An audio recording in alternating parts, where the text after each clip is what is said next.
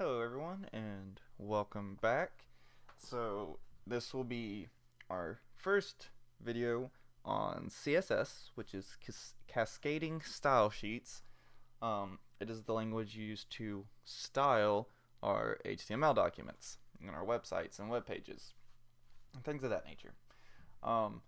If this is the first video you're watching and you have not done the HTML video, that is the video where we built out this HTML document over here on the side. If you already know HTML and all this is familiar with you, that's fine.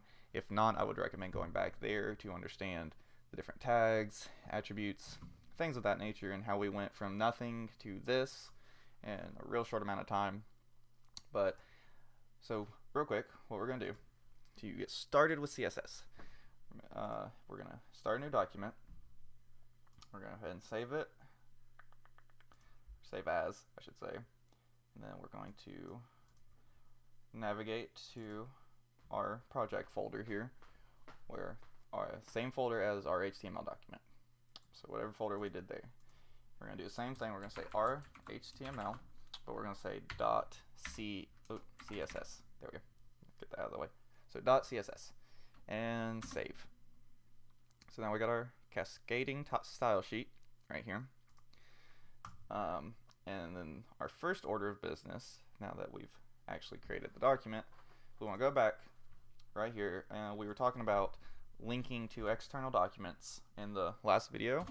So that's what we're going to do right here and right now, is link over to our CSS file, so that way this HTML can read the CSS file to get the styles, and the CSS file can be linked to this to get the different tags and attributes, so it knows what to style. But we're going to use a one-sided tag, which is going to be link, and we're going to say rel equals style sheet, and we're going to say type equals text/css, and then finally href, which is used for links, and we're going to say what was my capitalization? Sorry about that, my cat is deciding to play through my workstation. R and then all caps, cool. So r HTML dot CSS, and we're gonna save that. And that's all you got to do. You could also do // which means the same directory. So the same directory as this document, followed by the file name of what we're wanting to link to. Save that. Okay. Now we're going to go over here, and we're going to talk about CSS a little bit. CSS is, like I said, it's used for styles, and it's all about selectors. You've got tag selectors, class selectors, ID selectors, all these wonderful things. CSS is beautiful in its simple syntax, but complexity of getting it to do what you want it to do in the way you want to do it. But let's just get started, because where CSS is for styling, I do believe the best thing to do to learn this is just to always close your tags, is to get started doing it, because you can actively see the changes you're making. So what we've got here is we've set this up, and we're going to go ahead and rename this. You don't have to, I am, so that way in our CSS file there's not as much typing. We're going to say this is heading, and we're going to say this is our list with an ID of, actually, you know what, you can leave this ID here, because yeah, I'll do it too. I'll leave that ID there because we're not going to use it, but we're going to say right here ID ordered list. Okay, so now we're going to go over here. We've got our header, which contains all of this text right here. So if I wanted to just select the H1 element, we could do H1 and then curly braces and go ahead and hit enter. This is the basic setup. This is the selector right here. What you do is you put the selector, and then everything inside the curly braces will apply to whatever you've selected. Now if we go back here, we only have one H1 element. So for the sake of example, I'm going to put another one outside of our div. Name it another H1 and close that off. Okay. So right now our headers, they look pretty boring. Just about everything over here looks really boring, right? So let's change the background color. We're going to say background hyphen color and then colon. And then from here there's 3 ways you can insert the color. If it's just kind of a basic color and CSS already has it built in, we can do red semicolon. If you're more familiar with hex code, we could do like this, put the hex code in and hit semicolon. Or if you're used to RGB, you can do RGB parentheses and then define the values. So there's 3 different ways, and this will work on anything that you're assigning color to. It's not just background color. Anything you're assigning color to, you can do the name of the color, the RGB values, or the hex value. So we're going to go back and we're just going to do something simple, and we're going to say blue. I'm going to save this. We're going to change it. I don't think I linked this right. Alright, sorry about that, guys. The problem I had, real quick, was that I actually had an extra copy of our HTML file from having to redo one of the videos beforehand. So we're just gonna redo that real quick. And we're back. Save that. So now as you can see that we've got everything set up correctly and I'm accessing the right files. We've changed the background color of H1 to blue. As you can see, like I said, I was using a different thing here. So another H1, if we put this back in, even outside of that div, save that, and we do it, it also has the same background color because it's also an H1. So what we can do, if we just want to target a specific thing, that's where class comes into play. So we're going to go back over here, and I'm going to have to re-change this, say heading, and then over here, you're going to do period or dot heading. And if you're using Atom, like I am, you'll see that there's a different color for that selector, but it works just the same, the curly braces. This time, let's use the attribute color, and we're going to change it to white, and this will be the text color. So if you just label color, it's going to be the text color. We refresh that, and then, whoa, look what happened here. We have changed this text to be blue, but all of this disappeared. Why? Well, as you saw, it didn't actually disappear. It's within the heading class, which affects all of these, regardless of this selector. So what we got going on, just real quick to refresh, is both of these H1s are being selected by this selector, H1, because it's just general H1. Any H1 in the document will be affected by this. And then we've also decided to use the heading class to change anything in that class to a white font color. Well, what's inside of this class would be any of the child elements that are within whatever that class is assigned to. So all of these children of div are given this class. So what we're going to do, hopefully this won't be too terrible to look at. We're going to change that to yellow so we can see all the text. That was a terrible idea. Let's do aqua. Might be a little more readable. Yeah. So as you can see, we've done that. Now we're going to come down here and we're going to select H2 and give it an ID of subheader. Remember, you don't want to use ID very much unless you have to.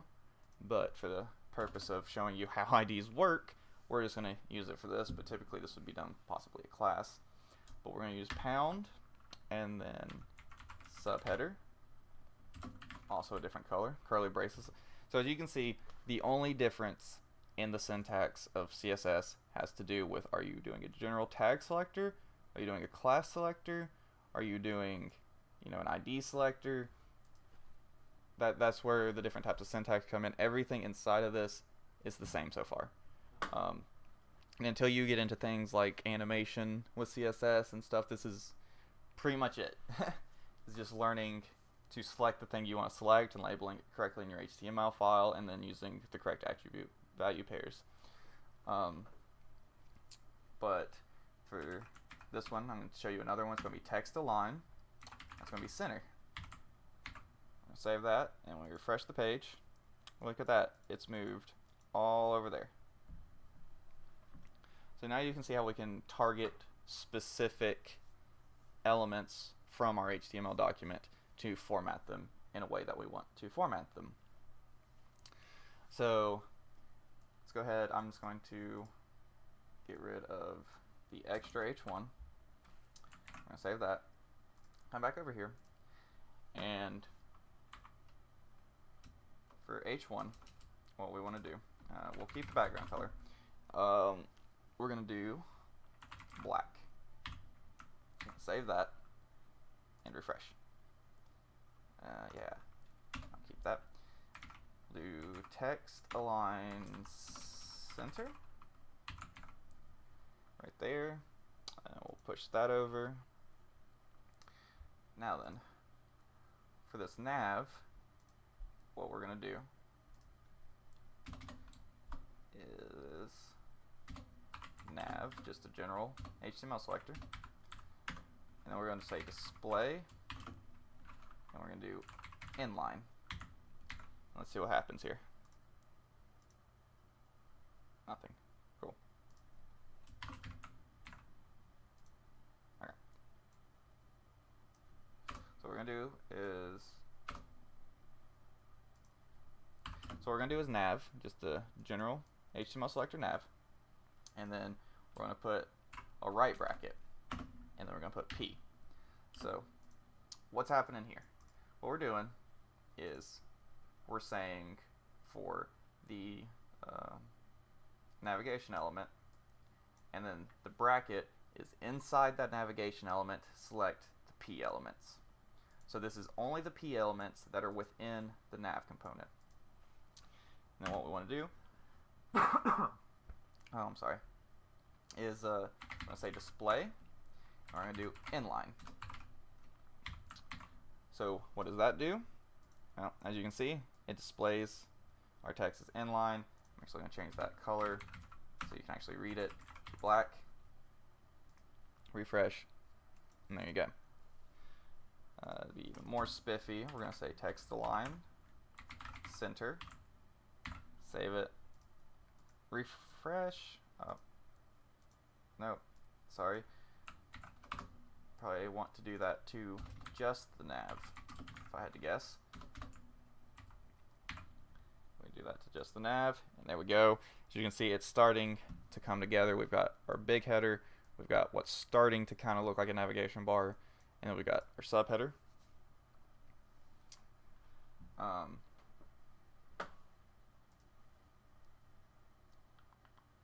See here, and then we've got our class of lists, class ordered list, class unordered list. Okay, so for these, what we're going to do real quick is we're going to say, let's say dot ordered list, brackets, braces, however you want to word that. Make sure I spelled that right. Ordered list, cool. Then we're is list style type, and then we're going to say let's do upper Roman. And what that's going to do here is we've now changed this to have Roman numerals instead of decimal numbers. Dot unordered list, what we're going to do, because this is an unordered list, it doesn't really matter. Maybe we're just kind of making some points, but we don't really want the bullets there. I'll do list style type none. I'm going to refresh the page, and now they're just listed there. They just exist. So this is kind of the basis for CSS. So you can see we've done some neat things. I haven't got too in depth. The key with CSS is where HTML you want to learn all the tags. Now, you clearly want to know the attribute value pairs as well, but that's where CSS really takes over, is learning these different attributes that you can have and what values correspond to different attributes. Once you get that down, then you can really start to do some crazy stuff in CSS. But as we continue here, the next thing I'd like to show you is gonna require a little bit of help. If you go and click Inspect Element, you can bring up this developer console and move it over here. And you can see right here this big old box with the different colors. This is the CSS box model. In the center of this box here, you've got the 341 by 18. This is working on our nav. You can see as you hover, it'll show you the different things. But anyway, the blue, that's the actual content itself. So if we hover over that, that is where our content is, home and next. Okay, padding is what's around your content, but within the border of that content. That will make more sense when we start to use it, I promise. Then after that, you have the border, which to visualize this, we'll go over here to nav, and we're going to do border. And then you want to say how big of a border. We're going to say 2 pixels. The style of the border, we're going to say solid. And then the color of the border, we're going to stick with aqua. Save that and refresh. And now you can see the border. So you've got content right here. And you got padding, which is all this white space inside the border. And then you got the border, which is obviously the border. And then finally you have the margin. The margin is the space between the nav and the header. So what we're going to do is we're going to take our nav, we're going to say padding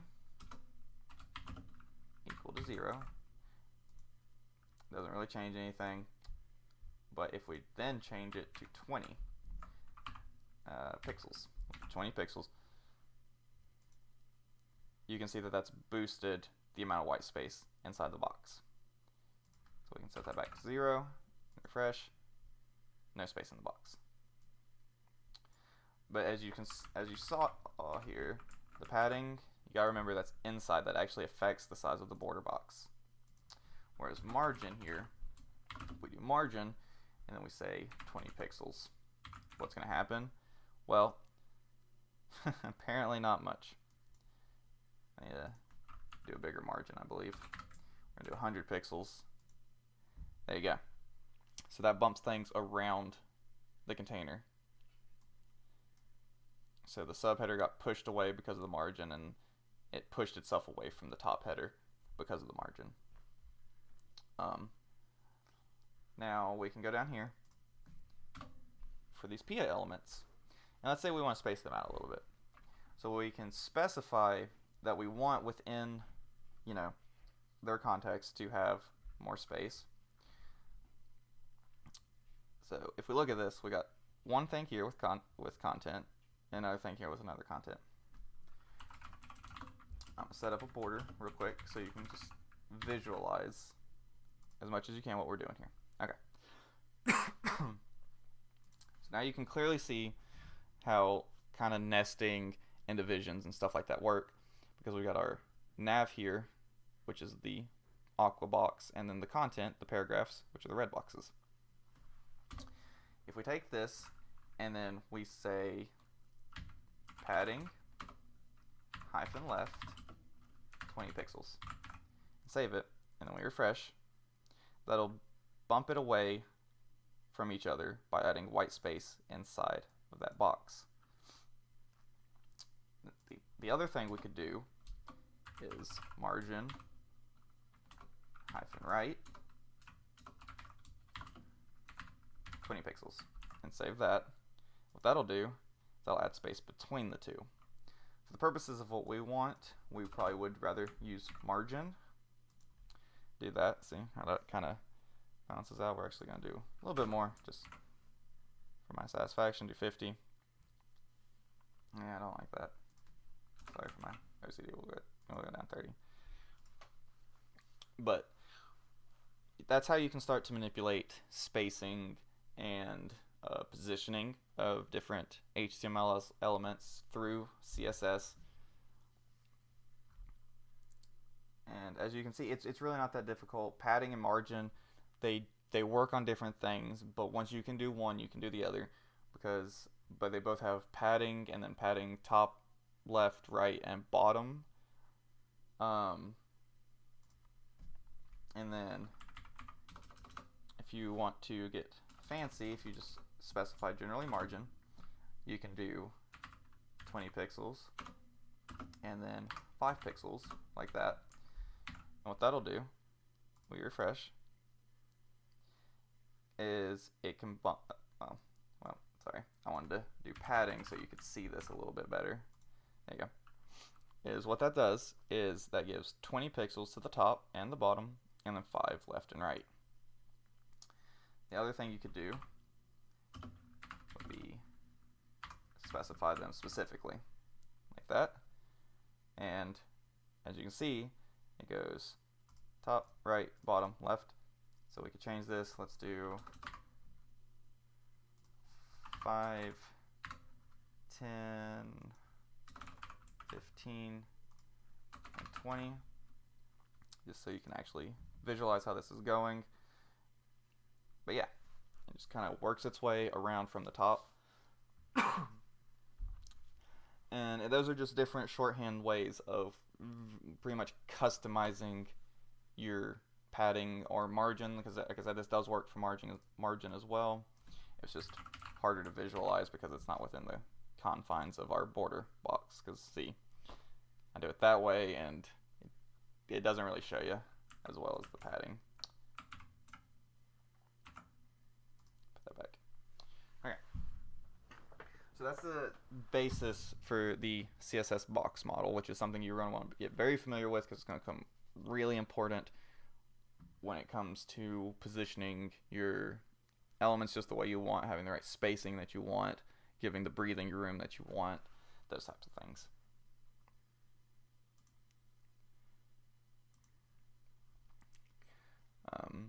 I'm not going to spend too much more time here on this CSS video. CSS is a little bit different from HTML in the sense that I could probably go on for hours showing you different things you can do in CSS and different ways you could accomplish the same goals even. But this is a decent little basis for you. Just remember you've got the reorganize this real quick. And you've got the general selectors up here in red, which is just anything that has that HTML tag. You've got the right bracket, which will specify an element within the left side of the equation there. You've got dot class name, so dot heading, dot ordered list, dot unordered list to select classes. And you've got pound ID name, such as pound subheader, to affect just the subheader. Whoops, wrong thing. So this will basically help you get started in styling. There's all different things you can do here. We're just going to play for a quick minute before I end this video. Just going to play with paragraphs. You can do font size 20 pixels, save, boom, font size increased. We can do letter spacing 2 pixels, and then we refresh. You can see it spaces out the letters. Let's see here. What else can we do to this? I've done showed you color is red, and then we do that, and boom, that changes just our P color here.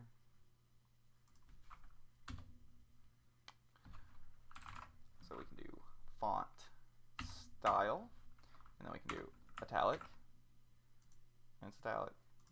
We can do font weight and do bold if we wanted to bold something. We could do font, and with this we'll want to do like Helvetica, Arial, and sans serif. Okay, and with this, the reason you can put as many different kinds of fonts here as you want. Refresh. Doesn't even change it. It will read from left to right, and these will be basically, you know, if it can't load this type of font, it'll go to this type of font. And then finally here at the end we got sans serif. And what that is if it can't load any of these specific fonts, just pick a font that doesn't have the little curly crap on them. Which, this is font family, by the way.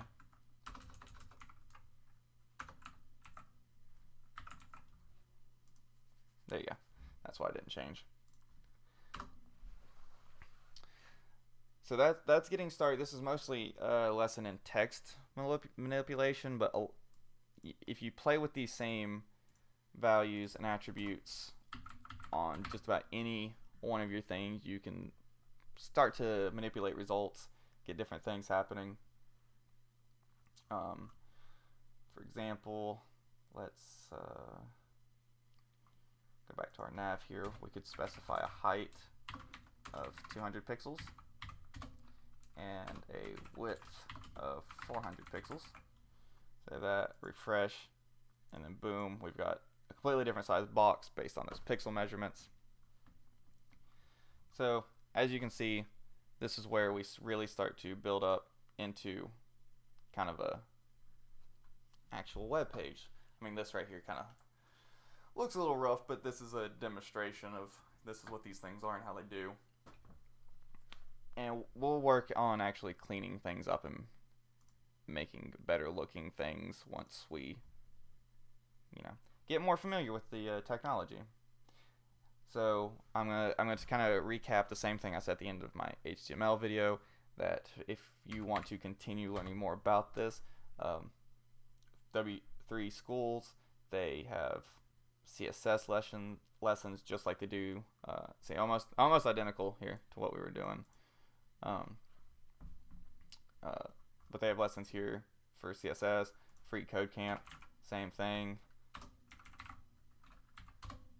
gonna take me Google instead of a web page. But then we got all of this in the CSS. I haven't finished it yet because, well, it's mostly because I've been working on other things a little to prepare myself for my school coming up. But that's the basis. Keep practicing. CSS is all about practice.